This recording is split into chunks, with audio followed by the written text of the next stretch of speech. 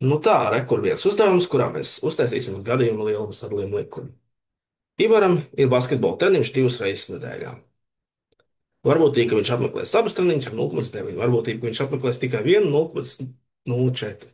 Nosaka varbūtības sadalījumu gadījumu lielumu x, un x ir treniņu apmeklējumu skaits. Nu, atceramies no iepriekšējā video. Sadalījuma likums ir principā šī tabula.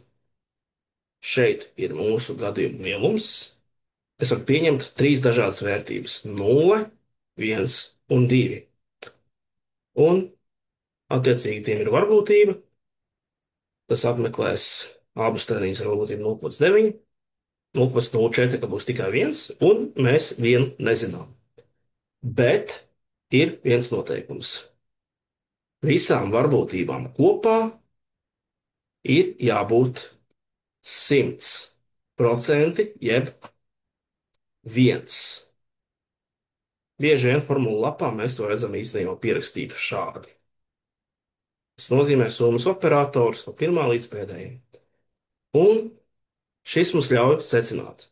Tas, ko mēs nezinām, tas ir pirmais P, tad ir 0,04 plus 0,9, kopā jābūt 1. Tad P1 plus 0,94 ir 1. Atņemsim 0,94, kopā paliek 0,06. 0,06. Tad 6% varbūtība, ka viņš tomēr būs notastojis abus. Kaut kā pat lielāk nekā tad, ja tikai vienu izlaidīs. Bet šādi mēs arī noskatām sadalījumu likumu. Atbilde ir šī tabula.